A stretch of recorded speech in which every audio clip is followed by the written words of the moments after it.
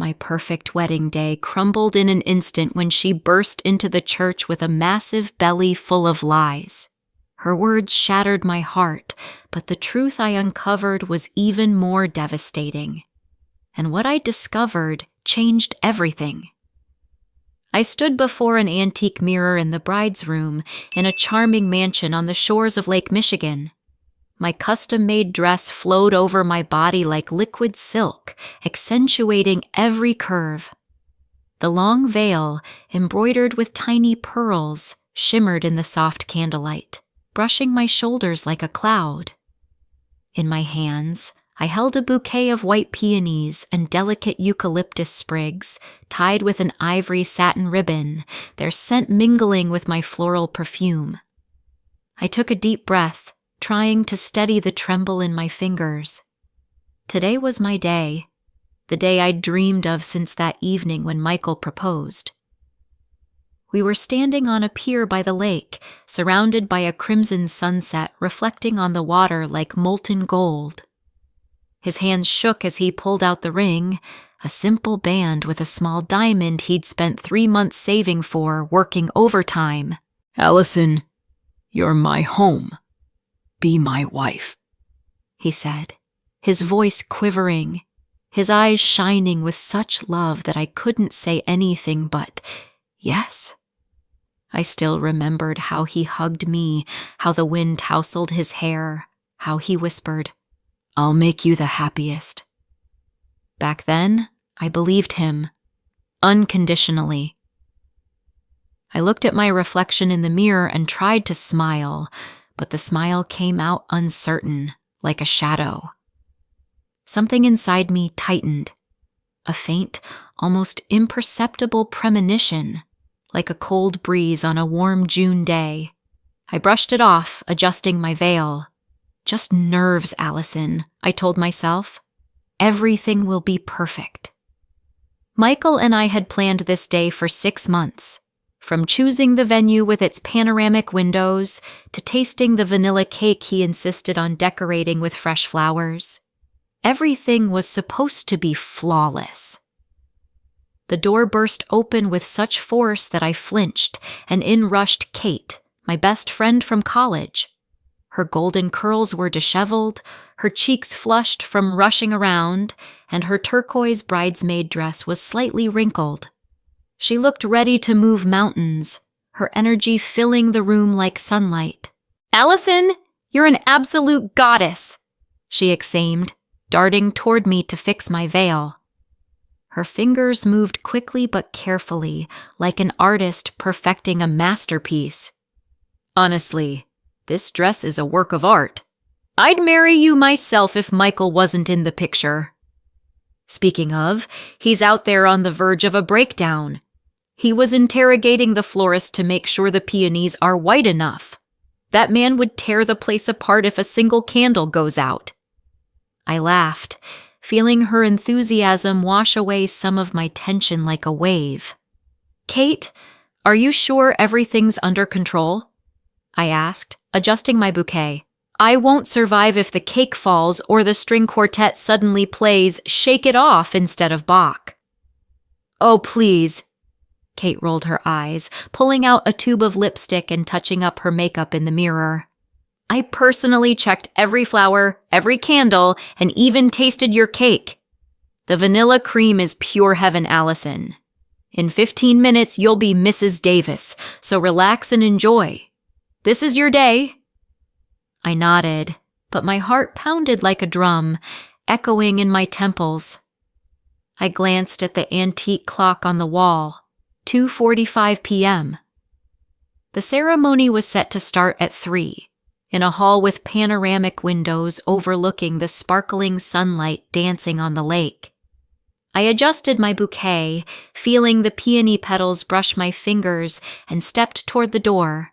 Beyond it, I could hear the hum of guests, the clink of champagne glasses, laughter, and a soft murmur of anticipation. My dream was coming true?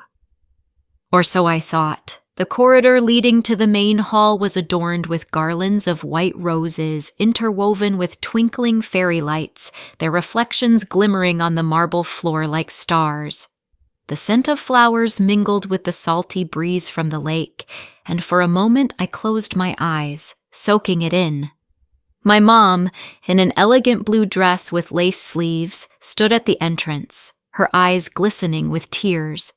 She caught my gaze and pressed a hand to her chest, as if afraid her heart might leap out. Next to her, my dad, in a sharp black suit, stood tall, ready to walk me down the aisle. His usually stern face softened, and he gave me a slight nod as if to say, "You're ready, kid."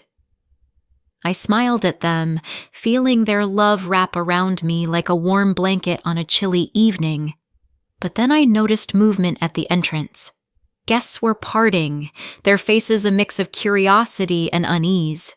Whispers grew louder, like the buzzing of a swarm of bees, and I felt the air grow heavy, almost tangible. I squinted, trying to make out what was happening, and my heart stopped, as if someone had hit pause on my reality. Linda. Her dark hair was carelessly tied in a bun, and her black dress, too plain, almost funereal, clung to her figure. And her belly, massive, as if she were in her final month of pregnancy. I felt the blood drain from my face, and the bouquet in my hands trembled, peony petals scattering on the floor. Linda? Here? I hadn't seen her in over a year, not since that strange dinner in downtown Chicago when she got drunk and laughed too loudly at Michael's jokes, clinging to his arm while I sat across from them, forcing a smile. Back then, I chalked it up to her eccentricity and too much wine, but now everything was different. "Allison!" Her voice, sharp and loud, cut through the crowd's noise like a knife. All eyes turned to me, and I felt the air thicken, like tar. Kate gripped my hand, her nails digging into my skin, but I barely noticed. Linda stepped forward, her eyes blazing with a strange mix of anger, pain, and desperate triumph. "We need to talk. Right now." "Linda, what are you doing here?" My voice trembled, though I tried with all my might to stay composed. The guests fell silent, their whispers replaced by a deathly hush, and I felt their stares like hundreds of needles piercing my skin. She stopped a few steps away, theatrically placing a hand on her belly, as if to emphasize its size. "This is Michael's child," she said, loud enough for everyone to hear. Her words hung in the air like poisonous smoke, tainting everything. "He didn't tell you, did he? We were seeing each other behind your back, Allison, this whole time." The world around me collapsed. Guests gasped. Some whispered, but I heard only a ringing in my ears, as if I were drowning underwater. My mom rushed to me, her face pale as a sheet. "Allison, honey, what's happening?" she whispered, grabbing my elbow, her voice shaking with panic. But I couldn't answer. My gaze was locked on Linda, on her belly, on her lips curved in a strange smile that quickly turned into a tremble, as if she didn't fully believe what she was doing.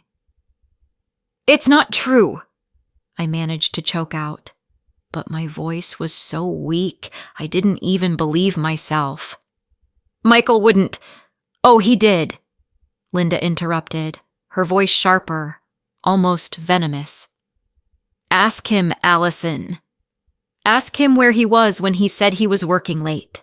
Ask him why he was in California last year. Ask him why he called me at night while you were asleep." I turned to Michael, who had just entered the hall, his footsteps echoing in the silence. His face, usually so calm and confident, was white as chalk. He looked at Linda, then at me. "Allison," he began, stepping toward me, his voice trembling as if he were teetering on the edge of a cliff. "It's not what you think. I swear, But I wasn't listening anymore. My heart pounded so loudly it drowned out everything else. I dropped the bouquet, the peonies scattering across the marble like shattered dreams. Tears burned my eyes, but I wouldn't let them fall. Not here, not in front of everyone. I turned and ran from the hall, ignoring Kate's cries of, "Allison, wait!" and my mom's attempts to catch up. I ran until I was outside, where the cold lake breeze slapped my face like a wake-up call. I stopped at the railing, staring at the water, and only then let the tears stream down. The wedding was ruined. I sat on the couch in my downtown Chicago apartment, still in my wedding dress, though the veil lay crumpled on the floor next to an empty bottle of Chardonnay and an unopened pizza box.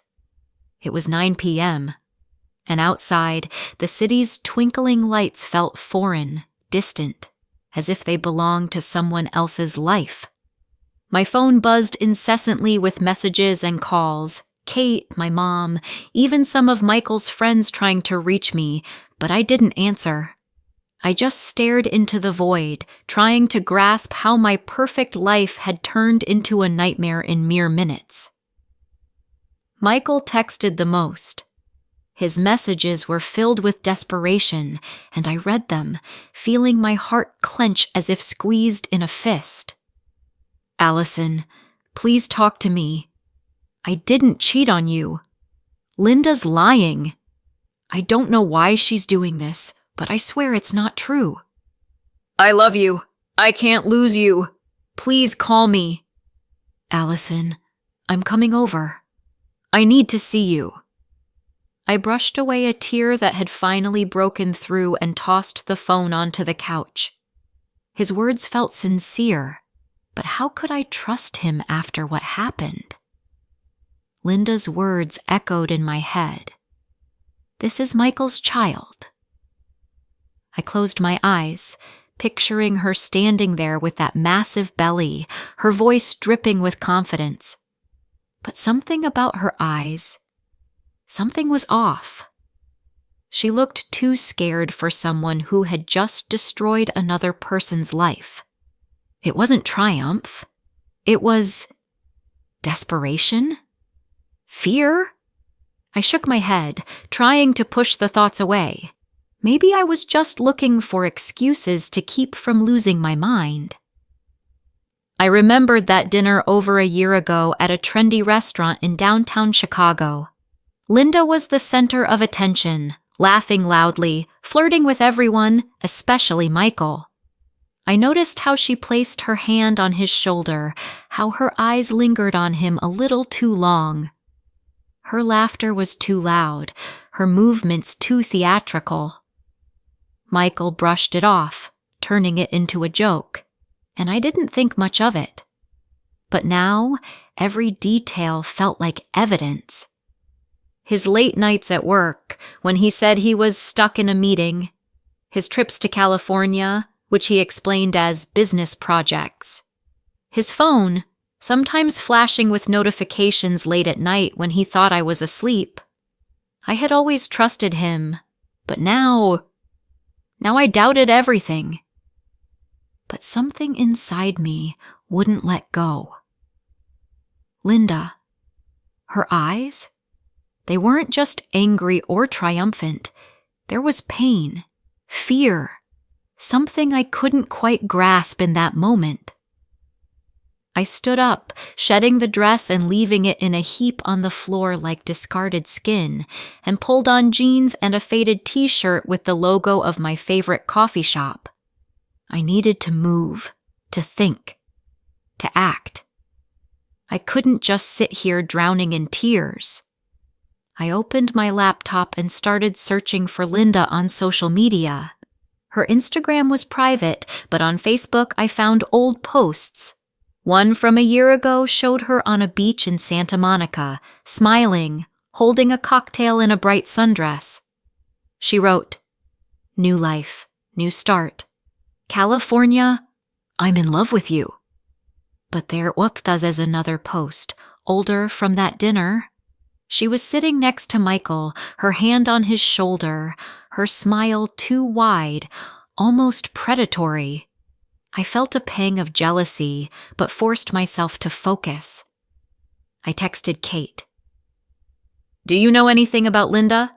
Could she really have been seeing Michael? I need to know. Kate replied within a minute. Allison, I'm as shocked as you are. I never noticed anything weird between them. Linda was always, well, a bit much.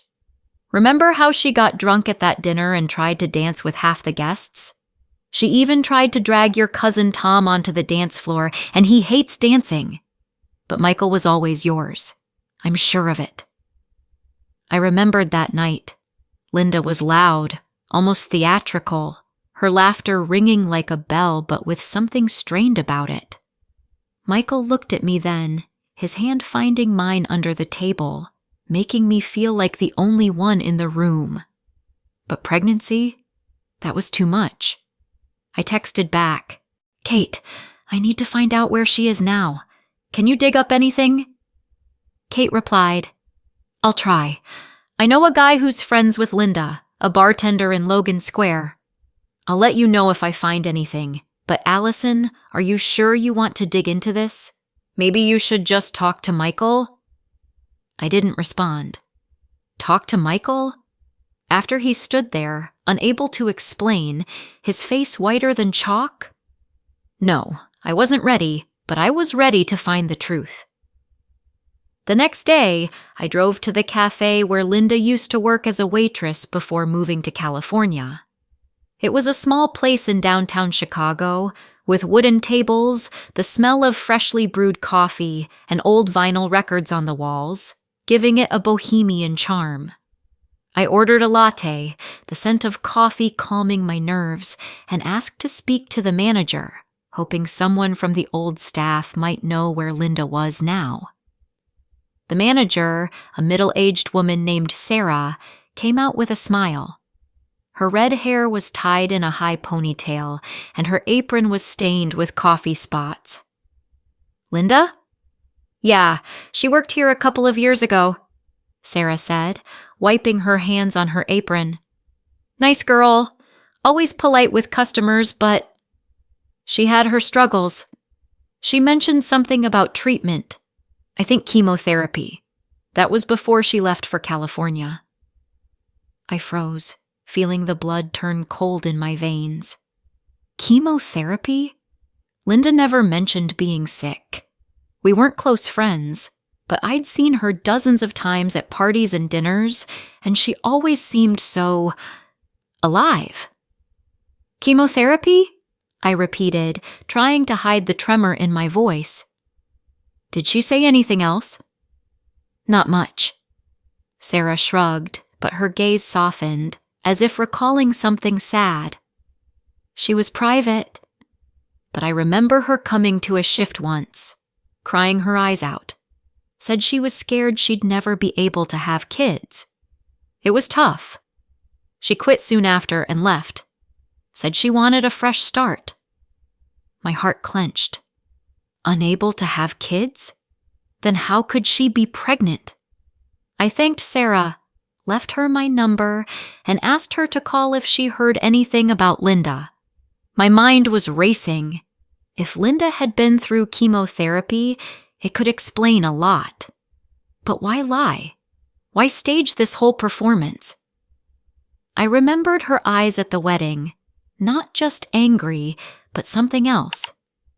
Desperation? Fear? I had to find out. Kate texted me Linda's address that evening. She was renting an apartment in Logan Square, in an old brick building with peeling paint and graffiti on the walls. I sat in my car, staring at her window, where a dim light glowed, and felt my heart pounding like I was about to skydive. What would I say? How would I look her in the eyes? But I had to know. I knocked on the door, each knock echoing in my chest like a drumbeat. Silence. Then footsteps, slow and hesitant, and Linda opened the door. She looked nothing like she did at the wedding. No makeup, dark circles under her eyes, wearing a plain gray t-shirt and sweatpants. Her hair was disheveled, her face pale, almost gray, and her belly, it was flat, no pregnancy. I felt anger and relief clash inside me like two waves in a storm. Allison. Her eyes widened and she stepped back, as if wanting to hide behind the door. Her voice was hoarse, like she hadn't slept in days. "What are you doing here?" "You lied," I said, my voice trembling with rage, but I tried to stay composed. "You're not pregnant. You never were. Were you?"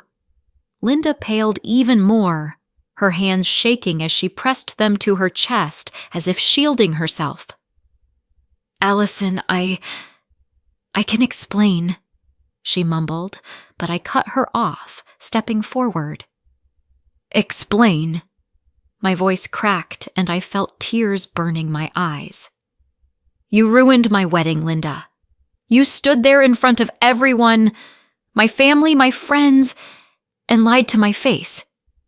You made me think Michael, that he—" I choked, unable to finish. "Why? What did I ever do to you?" She sank onto the couch, covering her face with her hands. Her shoulders shook, and I heard a quiet sob. The room was small, almost bare, with a worn-out couch and a stack of books on the floor. A single candle burned on the table, its vanilla scent mixing with something heavy, like grief. "I didn't want you to marry him," she whispered, her voice barely audible. "I loved Michael, always have, since we met in college.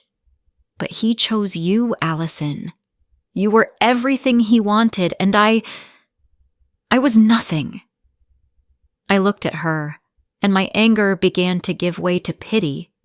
Her voice trembled, her eyes were full of tears, and she looked so fragile, so broken. I sat on a chair across from her, feeling my anger dissolve into heavy silence. "You're sick, Linda," I said softly, trying to keep myself together. "I know about the chemotherapy. You couldn't have been pregnant." The belly was fake, wasn't it? She flinched, as if I'd struck her. Her hands dropped to her lap and she looked at me, her eyes filled with pain, like I'd reopened an old wound.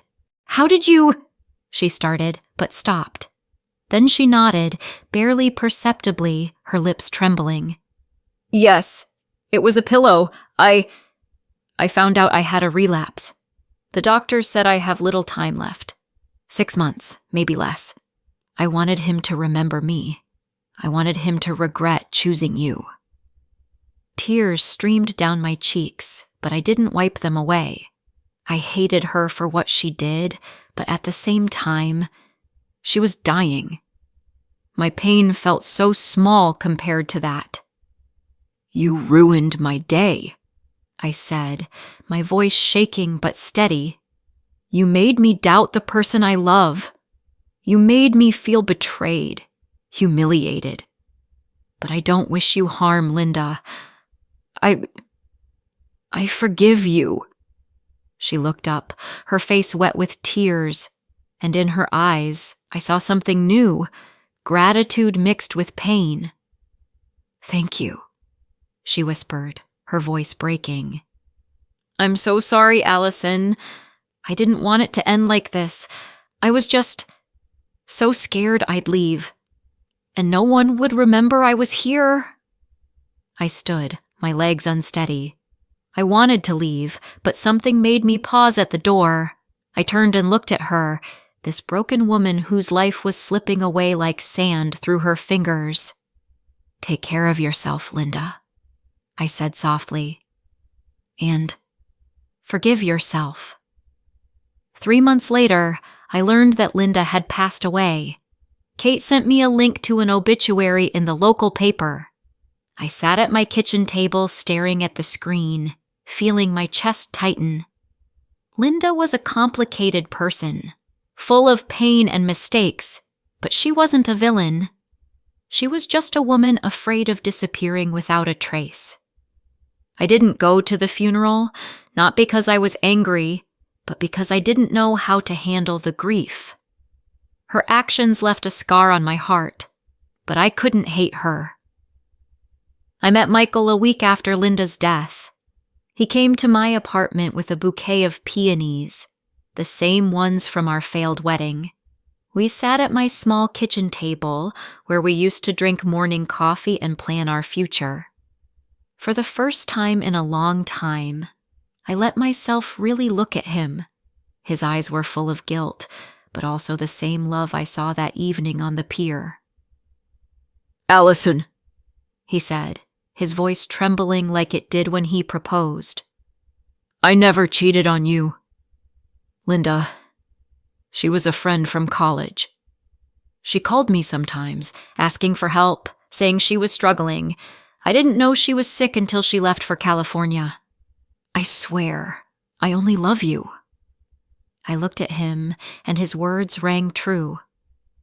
I thought of Linda, her desperation, her lies, and realized she acted out of fear, not reality.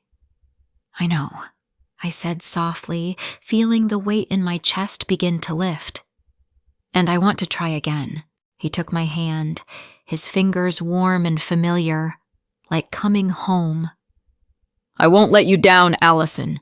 Never, he said, and the resolve in his voice made me believe him. A year later, Michael and I got married.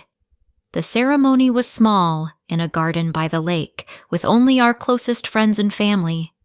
I wore a white dress again, but this time without fear. As we exchanged vows, I felt the past release me. Linda, her lies, her pain. It all became a story I might tell one day, maybe on YouTube, so others could know that love can be stronger than betrayal. Today I was Allison, the bride who gave love a second chance.